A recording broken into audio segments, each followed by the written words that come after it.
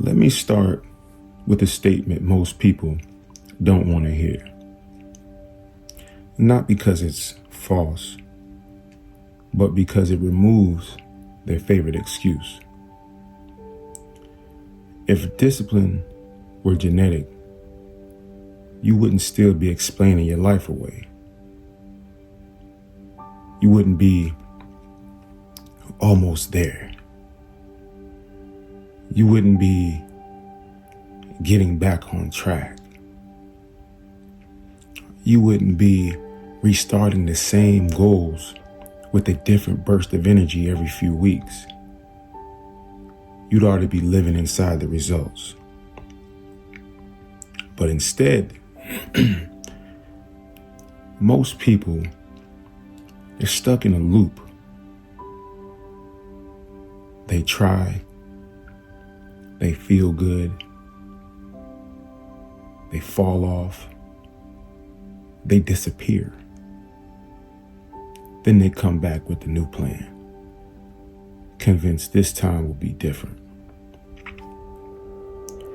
And every time it doesn't work, they say the same thing. I just need more discipline. That sentence, it may sound responsible. It sounds honest. It sounds like self-awareness. But it's a lie. It's not a malicious one. It's just a convenient one. Because once you label discipline as something you lack, you never have to question how you're living. You never have to question your environment, your routines, your systems, your identity. You just assume you're missing a trait that other people were born with. And that belief, it quietly protects you from change. And here's the uncomfortable truth. Most people don't fail because they're undisciplined. They fail because their life is designed to make discipline impossible. But instead of redesigning their life, they keep blaming their willpower. And willpower is the weakest tool in the room. Because if willpower worked, you wouldn't need another restart. If motivation worked, your life would already look different. Think about it. You felt motivated before, very motivated. Enough to make promises, enough to announce plans, enough to believe this version of you was finally different. So why didn't it last? Because motivation is emotional, and emotions are temporary. You didn't change the structure. You didn't change the defaults. You didn't change the identity underneath the behavior. You tried to overpower your life instead of redesigning it. That's why this video matters. It's not to hype you up. It's not to give you another push. It's not to make you feel good for an hour,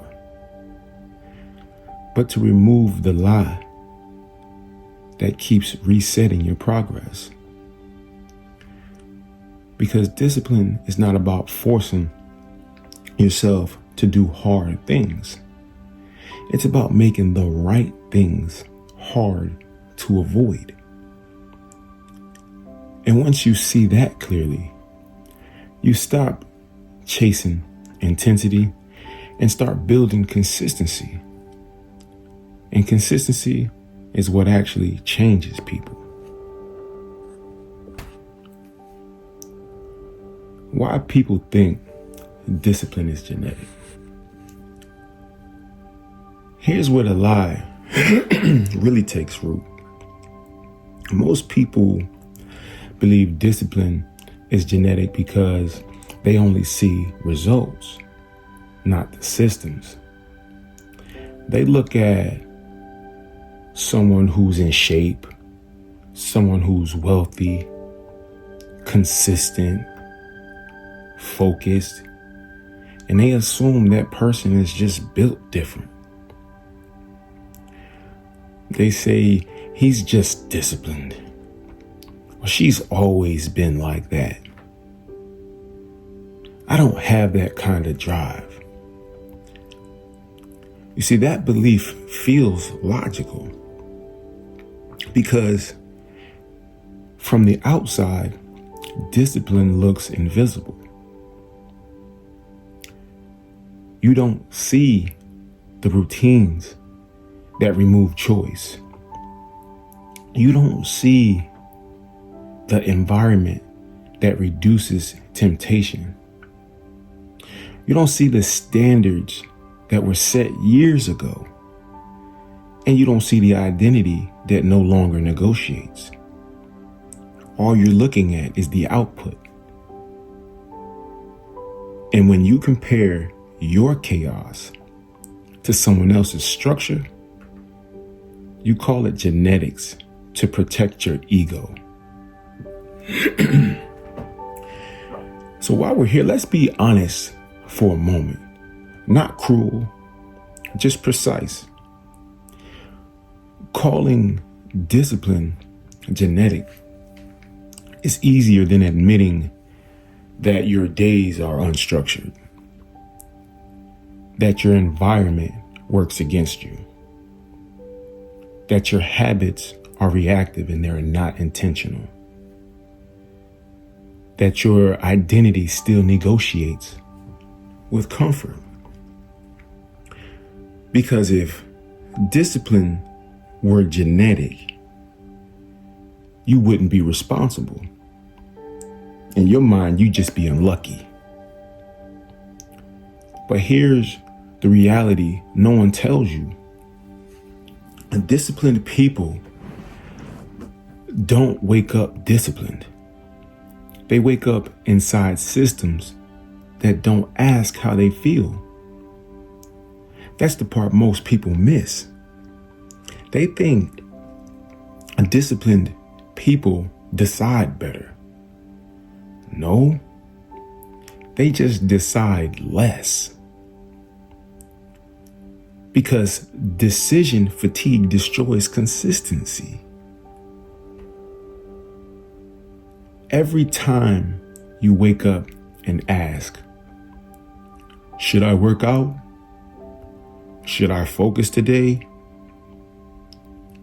Should I start now or later? You're already losing. Because the moment behavior becomes a debate, emotion gets a vote. And emotion is biased towards comfort.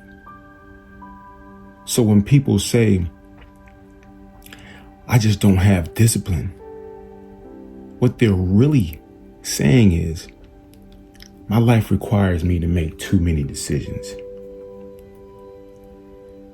And I don't win those arguments consistently. Now, here's where this gets a little uncomfortable. People also believe discipline is genetic because they associate it with pain tolerance. They think disciplined people suffer more. They imagine extreme grind. They imagine constant pressure. They imagine endless resistance. So they assume that's just not me. But disciplined people aren't stronger at suffering. They're just better at removing the friction. They don't rely on intensity. They rely on defaults. They don't wait until they feel like it. They remove the option not to. And that's a crucial distinction, because most undisciplined people live in environments that reward distraction and punish focus, then blame themselves for failing.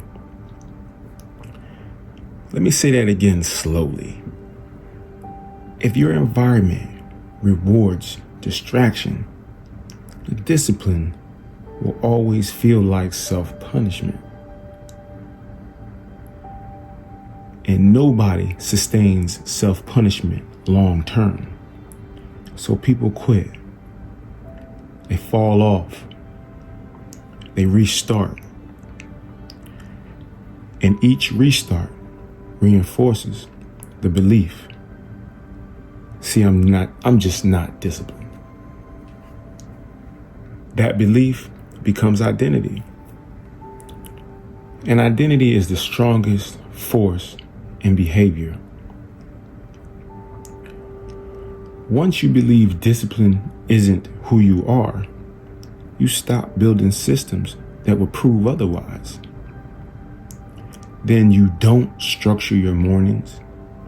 You don't reduce distractions. You don't lock in routines. And you don't protect your energy. Because why would you? That's for disciplined people. This is how the lie sustains itself.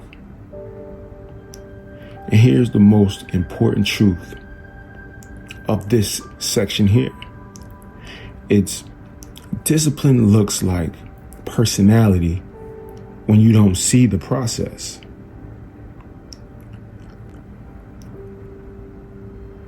But nothing about consistency is genetic. What is inherited is chaos, disorganization, emotional decision-making, poor structure, low standards disguised as flexibility. And those can be unlearned, but only if you stop pretending discipline is something you're missing and start treating it as something you build.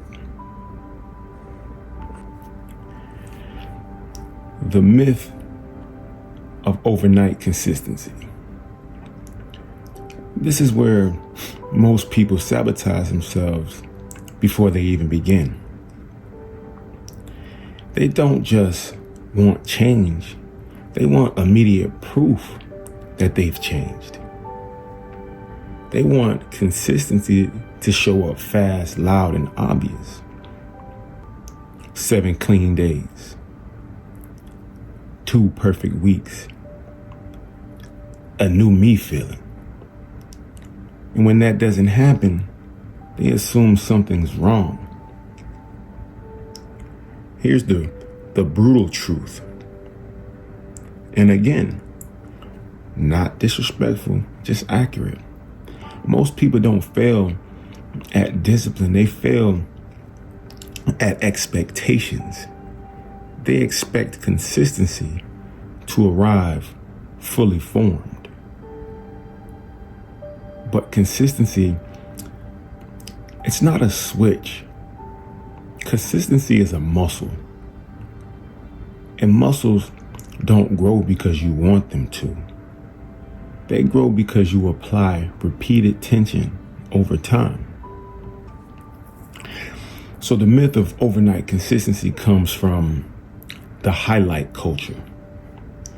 You see someone who locked in. You see someone who turned it around.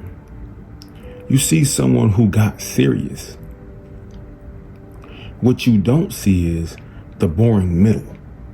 You don't see the missed days they didn't quit over. The low energy reps they still completed. The weeks where nothing felt different. The disciplined that looked unimpressive at first. People skip that part mentally.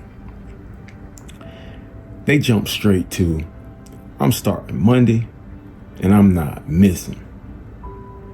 That sounds powerful. It feels clean. It feels committed. And it's usually a lie. Because the same person who says, I'm not missing this time, has never built proof that they don't miss. So when they inevitably do miss a day, not because they're weak, but because life, it may apply a little pressure, they don't adjust, they collapse. One miss becomes, I fell off. I ruined it. I'll restart next week. That's not a discipline issue. That's an all or nothing identity problem. People aren't trying to be consistent. They're trying to be perfect. And perfection is fragile. Consistency is reliance. Here's what overnight consistency really is. It's intensity wearing a disguise. It's the same emotional spike, just aimed at discipline instead of motivation. High standards, zero margin, no recovery plan. So when emotion drops, the structure collapses. Let me say this clearly. If consistency requires constant emotional energy, it is not consistency, it's intensity. And intensity always burns out. Real consistency looks unimpressive at first. It looks like showing up at 60% and still finishing. Doing the minimum on bad days. Not renegotiating your identity after one miss. Protecting streaks instead of chasing transformations. But people don't want that. They want to feel different immediately. They want discipline to change how they see themselves right away. So what they do, they aim too high. They demand too much. And they leave no room for effort, for error.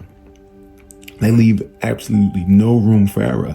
And when they fail to maintain it, they don't just stop the habit, they attack their self-trust. I can't stick to anything. I always mess this up. I don't have discipline.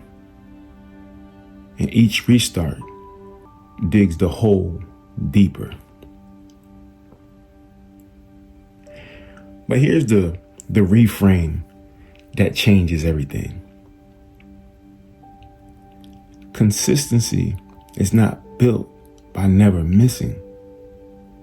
It's built by never quitting after a miss. Disciplined people expect friction. They plan for low days. They assume disruption.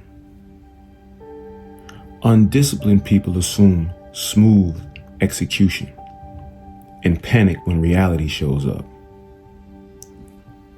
So, if your plan requires perfect mornings, high motivation, no interruptions, ideal energy levels, it's not a disciplined plan. It's a fantasy. And fantasies don't survive contact with real life. The goal is not to feel consistent. The goal is to behave consistently, especially when you don't feel like it. That's the separation point. And most people never cross it because they keep chasing overnight change instead of slow identity proof. Intensity versus sustainability. Most people don't fail because they don't try hard. They fail because they try too hard, too fast, and for too long. And they confuse that with commitment. You see, intensity, it feels productive. It feels serious. It feels like change. You wake up early. You do everything. You push. You grind. You stack habits. You say, this time I'm all in. And for a short window, it works. You feel sharp. You feel focused. You feel driven. But intensity, it has a hidden cost. It borrows energy from the future. And eventually that bill comes due. You see, here's the ruthless truth most people avoid. If your plan, if it requires you to operate at 90 to 100% every day, you didn't build a plan.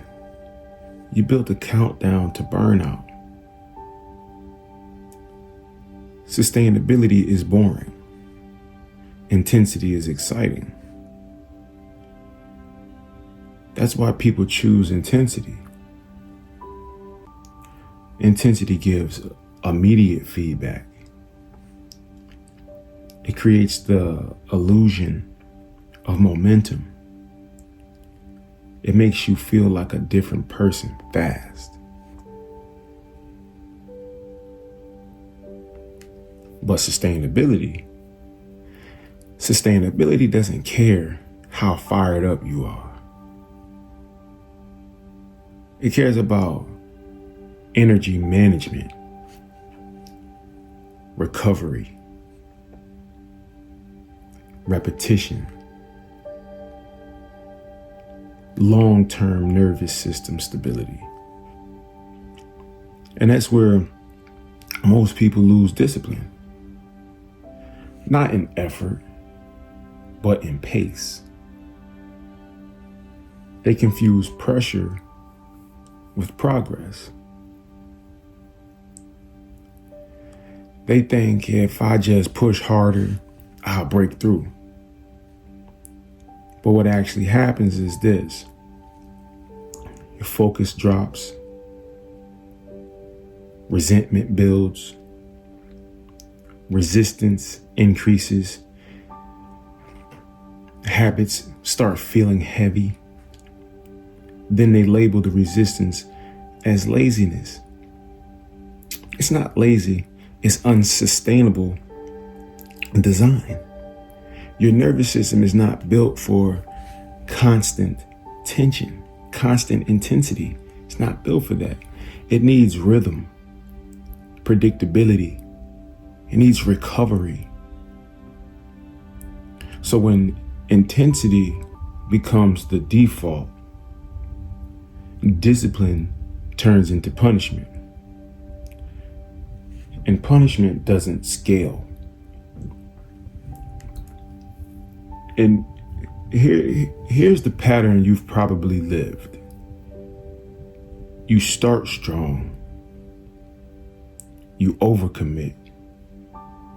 You sacrifice rest.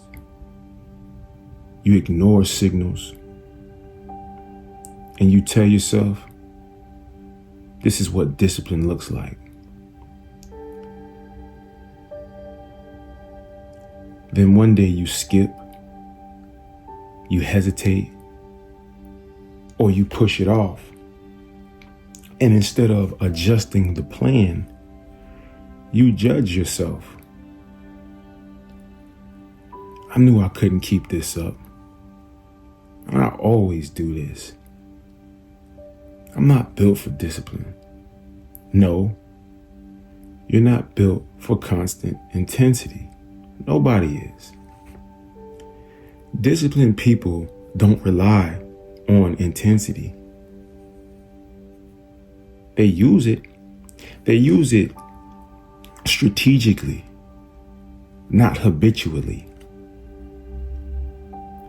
They sprint when it matters and cruise when it doesn't. They protect their baseline. They build systems that function on average days, not perfect ones. Let me say this clean. If your discipline only works on high energy days, it doesn't work. Sustainability means your system still runs when you sleep badly, when you're irritated, when you're busy, or when you're not inspired. That's real discipline. You see, intensity says, let's change everything right now. Sustainability says, let's change what can be repeated without negotiation. And repetition is what rewires identity. Not heroic effort, not a dramatic push, not extreme routines.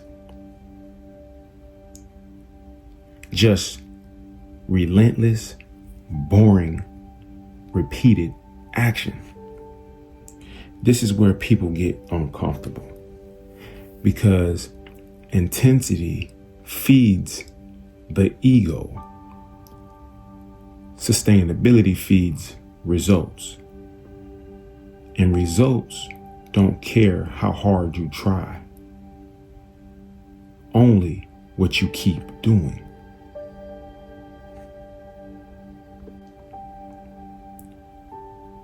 Systems that remove decision fatigue. Most people think discipline fails because they're weak. In reality, discipline fails because they ask themselves to decide too much. Because every decision, it costs energy. What to wear, when to start, what to focus on, whether to push or rest, whether today counts. By noon, most people are mentally exhausted, and not from work, but from negotiation. And when decision fatigue sets in, the discipline collapses. Not dramatically, quietly. You don't say, I quit. You say, I'll do it later. Tomorrow's better. I'll make up for it. That's not laziness. That's a brain conserving energy. Here's the ruthless truth. If your system requires daily decision making, it will fail under pressure. Disciplined people don't rely on self-control. They rely on defaults. because defaults remove debate. You don't wake up asking, should I do this today? You wake up knowing this is what happens next. That's a system. Let's talk about what most people do instead. They design their routines like this. They design flexible start times, optional habits, adjustable standards, vague goals. They call it balance. What it really is constant negotiations. And negotiations always favor comfort.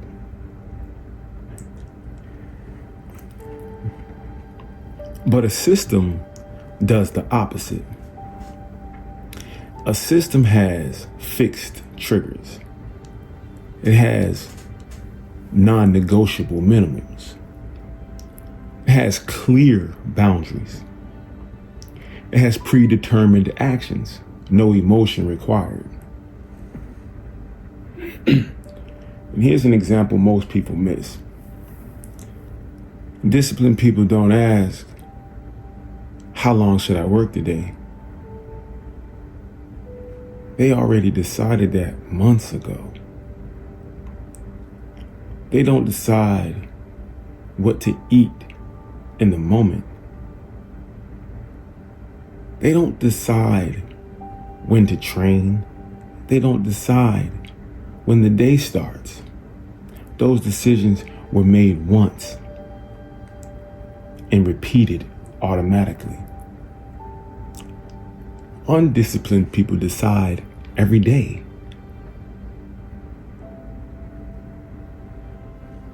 And then they wonder why they're tired. This is why emotion feels necessary to them. They need emotional fuel because they don't remove friction. They make this. Let's make this hit a little bit harder. If your discipline depends on how you feel, you didn't build discipline. You built a mood-based lifestyle. Systems don't care about moods. They care about execution. And here's the part that stings. Most people resist systems because systems remove the fantasy of freedom. They want flexibility. They want options. They want to feel in control. But too much flexibility creates paralysis. Freedom without structure feels good until it produces nothing. See, discipline through systems feels restrictive until it produces results. That's the trade that most people refuse to make. So they just stay stuck. They keep their options. They keep their comfort. They keep their excuses. And they keep their outcomes. See, here's the shift. Discipline is not about forcing yourself to do hard things. It's about making the right things automatic. And automatic behavior doesn't require motivation. It doesn't require confidence. It doesn't require belief. It just runs. That's the goal. Not more willpower. Not more intensity. Just less decision making. Because when decisions disappear, consistency takes over.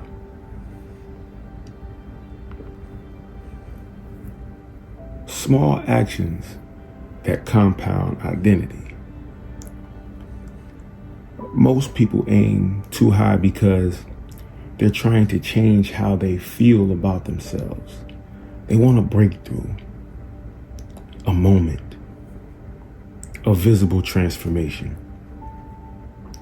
But identity doesn't change from big moments. It changes from small actions repeated without drama. This is where people underestimate the process and then wonder why nothing sticks. Here's the hard truth. Your identity is not built by what you intend to do. It's built by what you do consistently, especially when it feels insignificant. Small action doesn't feel powerful. That's why people dismiss them. They think, this won't matter. This is too easy. This isn't enough to change anything. But the subconscious doesn't measure effort. It measures evidence. Every small action is a vote. It's a vote for, I'm someone who shows up. It's a vote for, I'm someone who finishes. I'm someone who follows through. Or the opposite. The problem is, most people only cast votes when they feel motivated. So their identity remains unstable. Disciplined people cast votes daily, even when the action feels trivial. That's why their confidence looks quiet. It's earned. Let's be ruthless for a second. People love saying, I know I need to start small, but then they don't, because starting small doesn't feel impressive.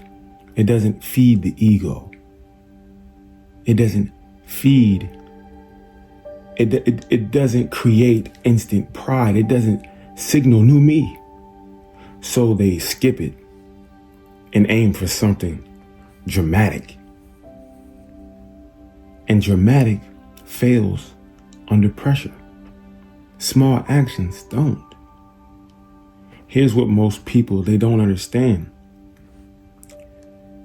Consistency at a small scale creates psychological safety.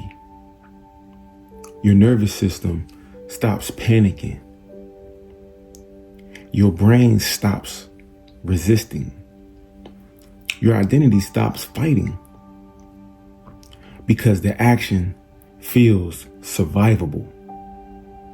And once something feels survivable, it becomes repeatable.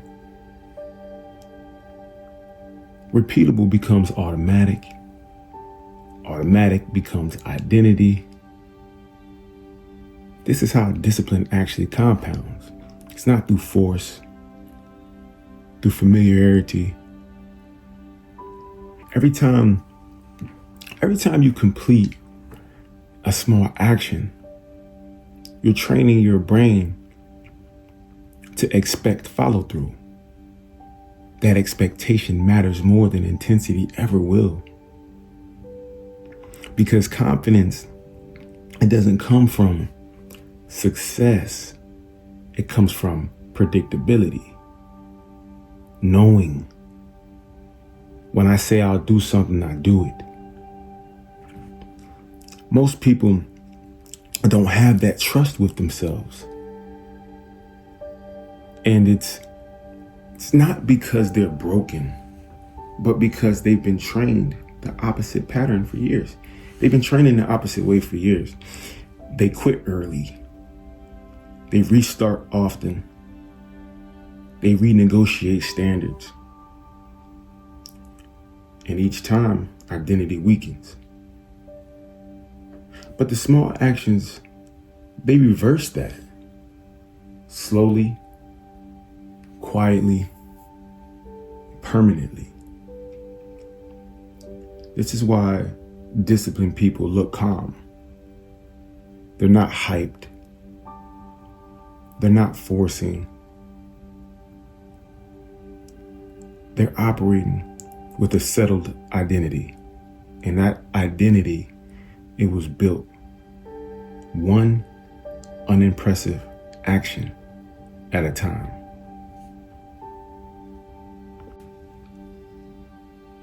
And how discipline becomes automatic. This is the part most people never reach. And it's why everything else feels so hard. Discipline becomes automatic when identity and environment stop negotiating. Not before. Here's the truth. You don't wake up feeling disciplined. You wake up in a system that doesn't allow you to choose otherwise. You don't rely on motivation. You rely on defaults that remove hesitation. All right, let me break it down step by step. 1. Structure beats emotion. Motivation is temporary. Emotion is inconsistent. Structure works every day, regardless of mood. 2. Repetition rewires identity. When you keep small promises, your subconscious updates your story. I am the kind of person who follows through. 3.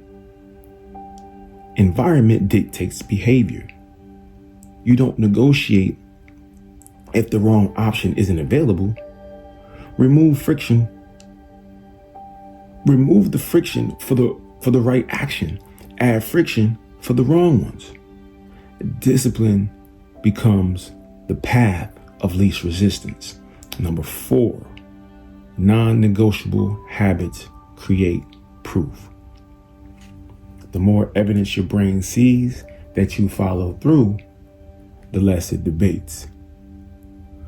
Automaticity is simply repetition plus proof over time. Here's where most people fail. And it's brutal. They try to force discipline without building the system. They rely on willpower for heroic moments. They overcommit on high energy days. And they chase intensity instead of slow, repeatable actions. And then they wonder why it collapses. But here's the shift you need. Stop trying to force yourself into a disciplined version of yourself. Stop waiting for motivation to arrive. Start building systems that remove choice. Start building small actions that compound identity. Start building repetition that trains the subconscious, and environmental alignment that guarantees follow through.